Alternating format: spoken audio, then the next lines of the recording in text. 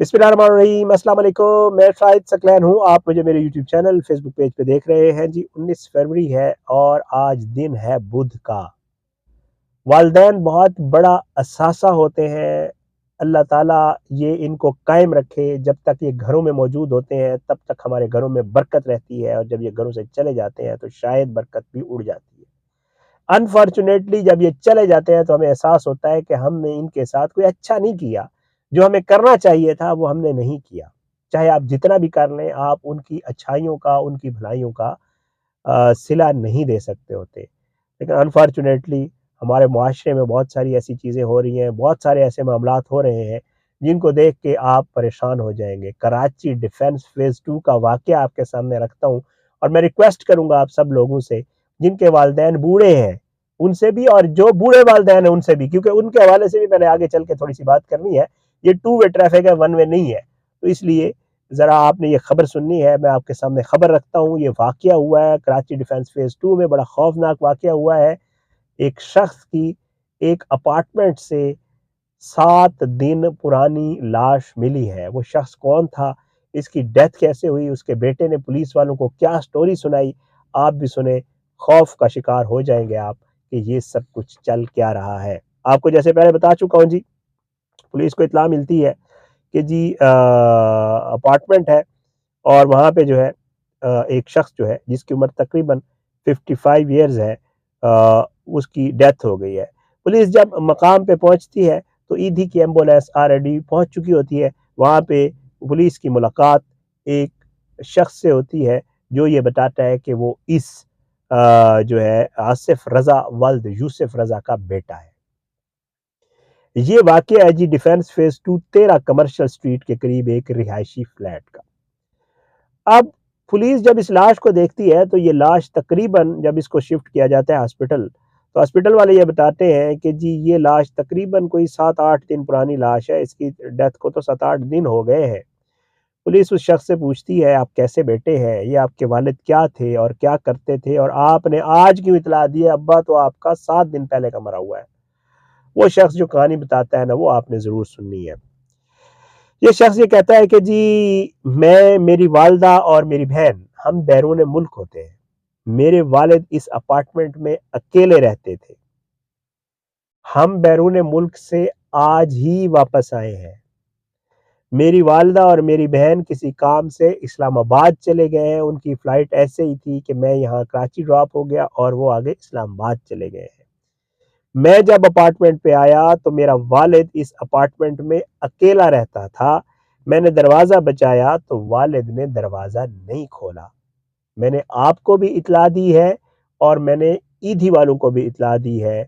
जब दरवाज़ा खोला गया तो अब्बे की वफ़ात को 7 दिन हो चुके थे। पुलिस ने मौके पर पहुंचकर लाश को तहवील में लेकर अस्पताल मुंतकिल कर दिया, और पोस्टमार्टम के बाद वो कहते हैं कि मौत की वजह मालूम हो सकेगी कि जी और उसके जो बेटा है जहां शख्स का, उससे भी मजीद पुलिस पूछ-पूछ कर रही है। इस बेटे से जब पुलिस ने ये पूछा कि आपके अब्बा हजूर यहाँ अकेले रहते थे और आप तीनों बता रहे हैं कि मुल्क से बाहर हैं, तो आप इन्हें क्यों साथ नहीं ले जाते थे? वो कहते हैं कि जी अब्बा जो है वो एक तो हमारे साथ चलने को राज़ी नहीं थे। ये कुछ दिन से बीमार थे, इन्होंने हमें फ़ोन पे बताया था मैं बीमार हूँ, तो हम लोग इनके इलाज के लिए ही कराची आए हैं, और मैंने यही कहा कि जाके इनका इलाज करवाता हूँ। लेकिन अनफॉर्चुनेटली हम जब पहुँचे हैं तो इनकी वफ़ात हो चुकी है। 55 साला इस शख़्स की नाम मैं आपको बता चुका हूँ। इसकी जो वो है शिनाख्त हुई है, और इसका बेटा जो है वो बैरून मुल्क मुकीम था। ये है कहानी बहुत सारे हमारे ऐसे लोगों की जिनके बच्चे पढ़ लिख के बाहर चले जाते हैं, ये यहाँ अकेले रह जाते हैं। ऐसी कई खबरें आपकी भी नज़र से गुजरी होंगी कि अब्बा जो है या अम्मा जो अकेले रह रहे थे अपार्टमेंट में, उनकी डेथ हो गई है, नौकरों को भी पता नहीं चला, 2 दिन पुरानी लाश मिली है।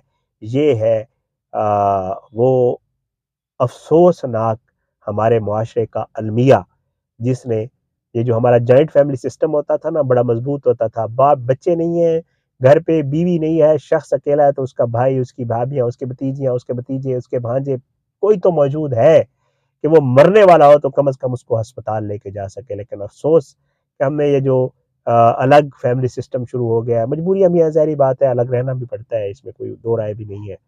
اور دوسرا یہ ہے کہ پھر پیچھے خیال نہیں ہے، مجھے لگ یہی رہا ہے، پولیس سے بھی پتہ چلے گا کہ یہ اس کو کال کرتے رہے ہوں گے، نمبر مل نہیں رہا ہوگا، ان کو فلائٹ پکڑنے میں اور آنے میں ان کو ٹائم لگ گیا ہوگا، ان کو اندازہ ہو گیا ہوگا کہ ابا فون نہیں اٹھا رہا تو ابا اس دنیا میں نہیں رہا۔ پھر نے کہا جاتے ہیں، اس کو دیکھتے ہیں، اگر زندہ ہے تو اس کے علاج کرا دیں گے، مر گیا تو اس کی تدفین کر دیں گے۔ یہ واقعہ ہماری اپنے جاننے والوں میں پیش آیا، اور اس کا بھی یہی ہوا کہ بیٹا باہر تھا، گھر پہ کوئی تھا نہیں، نوکر جب وہ بیمار ہوا ہاسپٹل لے گیا۔ میرے اپنے ڈاکٹر رشتہ دار ہیں، انہوں نے ہمیں یہ واقعہ بتایا کہ جب بیٹا آیا تو وہ کوئی بہت بڑا انجینئر تھا یو ایس میں، اور اس نے جب آ کے ہسپتال میں باپ کو ملا تو ڈاکٹر صاحب نے پوچھا کہ آپ اس کے کون ہیں؟ تو اس نے کہا جی میں اس کا بیٹا ہوں۔ نے کہا آپ کو شرم نہیں آتی کہ آپ کا باپ یہاں پہ اس کو بیڈ سور ہو گیا ہے، پیچھے سے اس کی پوری باڈی گل چکی ہے، اور آپ امریکہ میں اپنے بچوں کے ساتھ ڈالر کما رہے ہیں، کم از کم اس کو تو ساتھ لے جاتے۔ لیکن اس نے بھی پھر وہی سٹوری سنائی جو انہوں نے سنائی ہے کہ ابا حضور جو ہے ہم ان کو منتیں کرتے تھے، اٹھا کے لے جاتے تھے، ٹکٹیں کرواتے تھے، ابا حضور کہتے تھے کہ نہیں میں نے نہیں جانا، میں یہی رہوں گا، میں اسی گھر میں رہوں گا، میں نے اسی ملک میں مرنا ہے، اور میرے تو یہاں بڑے رشتہ دار ہیں، میں ان سے میل جو رکھوں گا، آپ لوگ وہاں رہتے ہیں تو رہے۔ یہ ہمارے بڑے بزرگوں کا بھی یہ ایک المیہ تو ہے نا۔ میں اس لیے کہہ رہا ہوں کہ خدا نخواستہ اب یہ 7 دن پرانی لاش ہے، اب اس لاش کی کیا حالت ہو گئی ہوگی یار۔ آپ نہیں چھوڑ سکتے اپنے گھر کو، بچوں کے ساتھ خدا را چلے جائیں، ان بیچاروں کی اپنی مجبوریاں ہیں، وہ وہاں جاب کر رہا ہوگا، پتہ نہیں، ظاہری بات ہے ہر کوئی اپنے مستقبل کے لیے جاتا ہے۔ ہمارے ملک کے جو حالات ہیں ہر کسی کو پتہ ہے نا کہ ہمارے ملک میں کیا چل رہا ہے، یہاں پہ کیا ہے، مطلب جابز ہے نہیں، لاکھوں کی تعداد میں لوگ پر منتھ ملک چھوڑ کے جا رہے ہیں۔ پاسپورٹ کا ڈیٹا آپ چیک کریں، آپ حیران پریشان رہ جائیں گے کہ کتنے لوگ پاسپورٹس بنوا رہے ہیں منتھلی، اور کتنے لوگ فلائٹس لے کے نکل رہے ہیں، اپنے مستقبل کے لیے جاتا ہے ہر کوئی۔